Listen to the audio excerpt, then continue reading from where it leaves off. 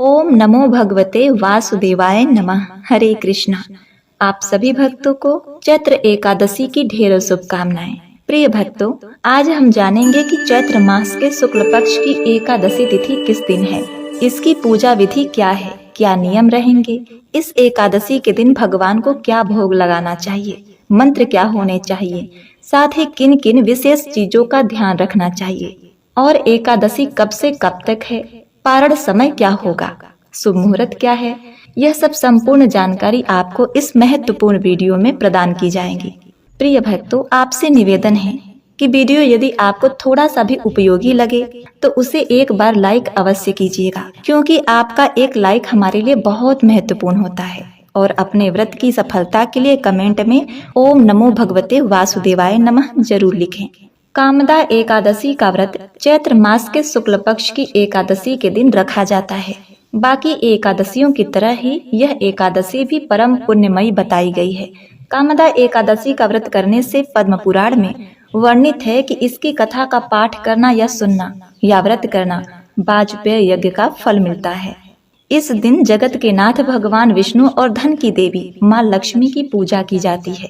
साथ ही एकादशी पर फलाहार व्रत रखा जाता है। इस व्रत को करने से साधक को मन चाहा वरदान मिलता है। साथ ही जन्म जन्मांतर में किए गए समस्त पाप नष्ट हो जाते हैं।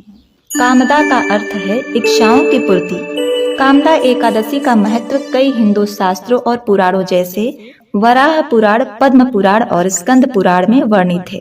इसके अलावा महाभारत के दौरान भी श्री कृष्ण जी ने राजा युधिष्ठिर को कामदा एकादशी के महत्व और लाभों के बारे में बताया था। इसके अलावा यह भक्तों और उनके परिवारों को सभी श्रापों से बचाता है। यदि भक्त इस दिन व्रत रखते हैं तो ब्रह्म हत्या जैसे महापाप भी क्षमा योग्य होते हैं। यह भी माना जाता है कि अगर विवाहित जोड़े कामदा एकादशी का व्रत रखते हैं तो उन्हें संतान की प्राप्ति होती है। यह व्रत भक्त को मोक्ष प्रदान करने और भगवान विष्णु के निवास बैकुंठ धाम को पहुंचाने में मदद करता है।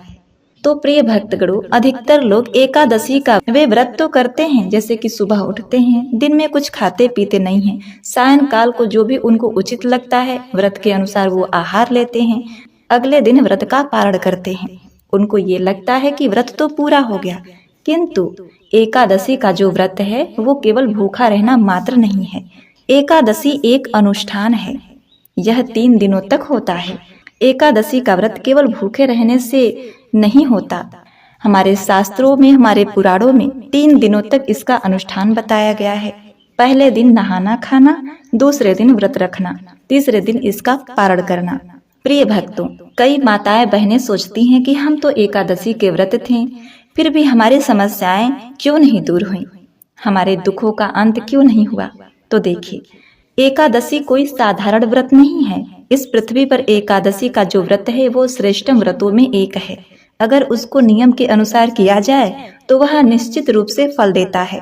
और ऐसा हो ही नहीं सकता कि आप एकादशी का नियम पूर्वक विधि विधान व्रत करें और उसका पुण्य फल आपको प्राप्त न हो। इसलिए आवश्यकता होती है कि आप व्रत को सही प्रकार से नियमों को समझते हुए करें। प्रिय भक्तगणों, एकादशी का व्रत 3 दिनों का होता है, क्योंकि उसमें एक दिन एकादशी के दिन ही व्रत रखा जाता है। लेकिन 10वीं तिथि से ही सभी नियमों का आरंभ हो जाता है, जैसे साफ सफाई रखना, लहसुन प्याज मांस मदिरा का त्याग करना और ब्रह्मचर्य का पालन करना, शरीर को स्वच्छ रखना, बाल धोना और सभी पूजा पाठ की सामग्री को एकत्रित करना। फिर उसके बाद में एक वक्त का भोजन करना। सूर्यास्त होने से पहले ही भोजन ग्रहण कर लें। यदि इसके बाद भी आपको भूख लगती है तो आप रात्रि के समय अर्थात 9-10 बजे के लगभग आप दूध, फल, जल इत्यादि ग्रहण कर सकती हैं। उसके बाद एकादशी के दिन ब्रह्म मुहूर्त में ही उठकर संकल्प रख के व्रत को धारण करना चाहिए। विधि विधान से पूजा, व्रत कथा का श्रवण इत्यादि करना चाहिए। शाम को भी भगवान का पूजा करके, तुलसी माता के समक्ष दिया जला करके, फलाहार ग्रहण करने के बाद रात्रि को जागरण करना चाहिए। तभी एकादशी का पूर्ण फल प्राप्त होता है। और हाँ, एकादशी के दिन अन्न का त्याग कर देना चाहिए, फलाहार ही ग्रहण करना चाहिए। और फिर यदि आपसे पूरी रात्रि जागरण नहीं होती है तो कम से कम रात के 12 बजे तक आप जाग ही सकते हैं। फिर उसके बाद भगवान का ध्यान रखते हुए आप सो जाइए। यदि हो सके तो पूरा रात भर जागरण करिए। फिर उसके बाद में अगले सुबह उठकर नित्य नियम से निवृत्त होने के पश्चात शुभ मुहूर्त में एकादशी व्रत का पारण करना चाहिए। ब्राह्मणों को दान दक्षिणा देने के बाद और गाय माता को रोटी खिलाने के बाद ही तुलसी दल चरणामृत को ग्रहण करके व्रत का पारण करना चाहिए। इस प्रकार से यह पारण पूर्ण होता है। और द्वादशी के दिन भी आपको लहसुन प्याज युक्त खाना नहीं खाना चाहिए। कहा जाता है कि एकादशी अन्न पाप, द्वादशी तेल पाप। द्वादशी के दिन आप प्रयास करें कि उस दिन तेल का प्रयोग न करें, न बदन में तेल लगाएं और न ही खाने में तेल यूज करें। लेकिन आजकल ऐसा नहीं हो पाता है। लेकिन मैंने तो जैसा शास्त्रों में लिखा है वैसा बताया। आपको जो सुविधा हो वैसा कीजिएगा। दसवीं तिथि से ही आपको कुछ मूलभूत चीजें जिसका त्याग कर देना चाहिए, जिसमें आता है मसूर की दाल, चने की दाल, हरे पत्तेदार सब्जियां, शहद, लहसुन प्याज आदि। यह पूर्ण रूप से वर्जित है। मनुष्य को सायंकाल का भोजन भी ग्रहण नहीं करना चाहिए। यदि आप इन नियमों को मान पाते हैं तो ठीक है, अगर नहीं मान पाते आप रात्रि का भोजन तो कर ही सकते हैं, परंतु लहसुन प्याज का त्याग वर्जित है। तो अब आइए जानते हैं कामदा एकादशी का व्रत कब से कब तक है, पारण और शुभ मुहूर्त। तो चैत्र मास के शुक्ल पक्ष की एकादशी तिथि 7 अप्रैल को रात के 8 बजकर शुरू होगी और 8 अप्रैल रात को 9:12 पर समाप्त होगी। सनातन धर्म में उदया तिथि मान्य है। तो उदया तिथि के अनुसार 8 अप्रैल को ही कामदा एकादशी का व्रत रखा जाएगा। कामदा एकादशी का पारण 9 अप्रैल को किया जाएगा। साधक 9 अप्रैल को सुबह के 6:02 से लेकर सुबह के 8:34 के मध्य पारण कर सकते हैं। इस दौरान साधक गंगा जल युक्त पानी से स्नान ध्यान करें। उसके बाद विधिवत लक्ष्मी नारायण की पूजा करें।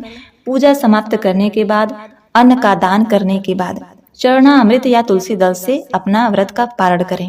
ज्योतिषी की माने तो चैत्र मास के शुक्ल पक्ष की एकादशी तिथि पर सर्वार्थ सिद्धि योग और रवि योग का संयोग है। सर्वार्थ सिद्धि योग का संयोग सुबह के 6:03 से लेकर सुबह के 7:55 तक है। रवि योग भी सुबह के 6:03 से लेकर सुबह के 7:55 तक है। इसके साथ ही श्लेषा और मघा नक्षत्र का संयोग है। इस योग में लक्ष्मी नारायण जी की पूजा करने से साधक को सुख और सौभाग्य में वृद्धि होती है। कामदा एकादशी वाले दिन सूर्योदय का समय होने वाला है सुबह के 6:03 पर और सूर्यास्त होगा शाम के 6:43 पर। ब्रह्म मुहूर्त का समय है सुबह के 4:32 से लेकर सुबह के 5:18 तक। इस दिन विजय मुहूर्त का समय रहने वाला है दोपहर के 2:30 से लेकर 3:20 तक। इस दिन अभिजीत मुहूर्त नहीं रहेगा। गोधूली बेला का मुहूर्त है शाम के 6:42 से लेकर 7:04 तक। इस समय आप संध्या पूजन भगवान विष्णु जी का पूजन कर सकते हैं। और एकादशी के दिन सूर्योदय से पहले उठकर सभी कामों से निवृत्त होकर स्नान कर लें। उसके बाद साफ सुथरे वस्त्र पहन लें।